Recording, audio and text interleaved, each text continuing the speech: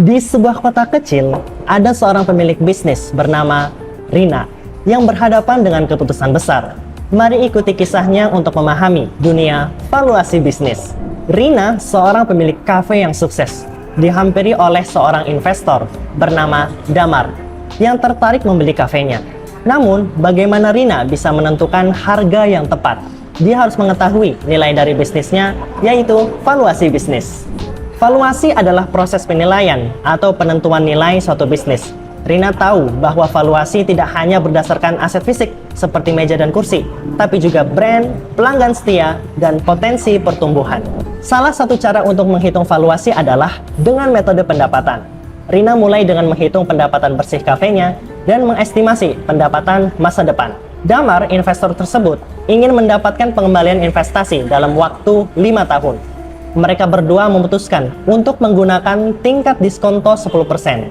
Dengan demikian, Rina dapat mendiskontokan pendapatan masa depan untuk menentukan nilai saat ini dari bisnisnya.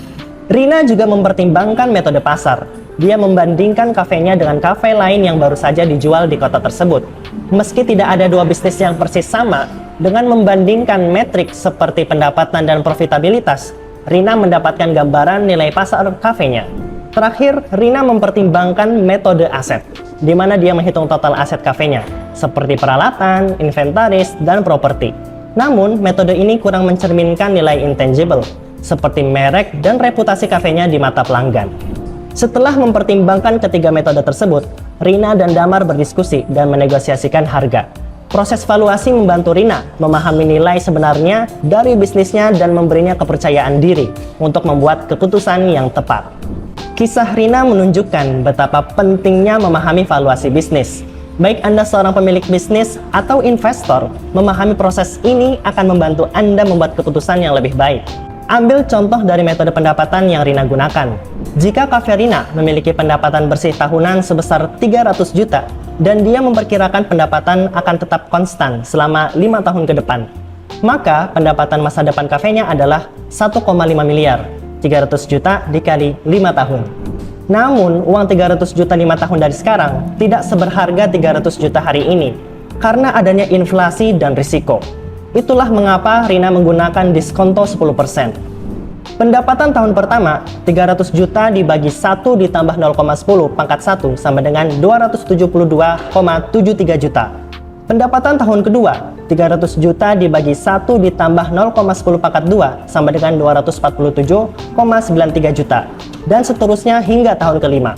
Jika Rina menjumlahkan semua pendapatan yang sudah didiskontokan tersebut, dia mendapatkan nilai sekitar 1,1 miliar. Ini adalah valuasi bisnisnya berdasarkan metode pendapatan.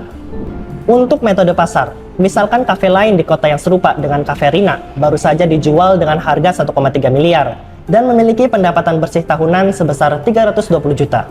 Ini berarti kafe tersebut dijual dengan harga sekitar 4,06 kali lipat dari pendapatannya, 1,3 miliar dibagi 320 juta. Jika Rina menerapkan multiplikator yang sama ke bisnisnya, valuasinya menjadi 1,22 miliar, 4,06 kali 300 juta.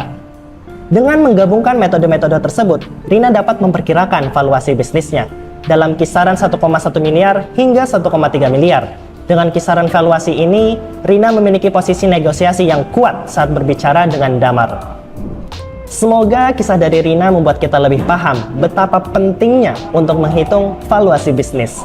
Jangan lupa untuk like, share, dan subscribe untuk kisah inspiratif lainnya. Sampai jumpa di video berikutnya. Belajar keuangan bisnis, jadi ilmu keuangan.